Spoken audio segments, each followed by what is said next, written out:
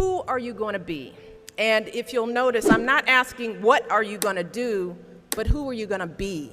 I'm asking you about how you plan to live your life every day.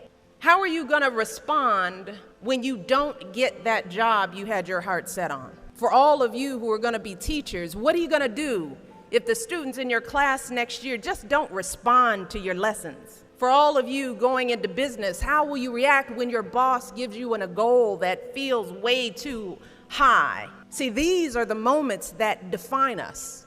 Not the day you get the promotion, not the day you win Teacher of the Year, but the times that force you to claw and scratch and fight just to get through the day. The moments when you get knocked down and you're wondering whether it's even worth it to get back up. See, those are the times when you've got to ask yourself, who am I going to be? And I want to be clear, this isn't just some vague platitude about building character. In recent years, we've actually been seeing a growing body of research that shows that skills like resilience and conscientiousness can be just as important to your success as your test scores or even your IQ.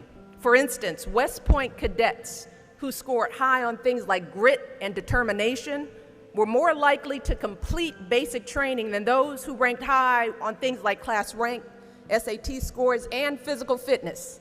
So what we're seeing is that if you're willing to dig deep, if you're willing to pick yourself up when you fall, if you're willing to work and work until your weaknesses become your strengths, then you'll develop a set of skills that you can mold and apply to any situation you encounter, any job you might have, any crisis you might confront.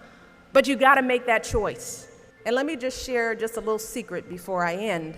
As someone who has hired and managed hundreds of young people over the course of my career, whether it was during my time as a lawyer, as an administrator, as a university, a nonprofit manager, even now as First Lady, I have never once asked someone I was interviewing to explain a test score or a grade in a class. Never. I have never once made a hire just because someone went to an Ivy League school instead of a state school. Never. What I have looked for is what kind of person you are. Are you a hard worker? Are you reliable? Are you open to other viewpoints? Have you stepped outside of your own self-interest to serve others? Have you found a way to serve our country, whether in uniform or in your community?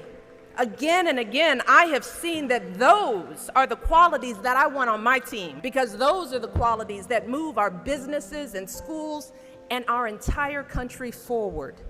And just understand this. Those are the qualities that you all already embody. They're the values you learned from your parents, from the communities you grew up in. And today, more than ever before, that's what the world needs.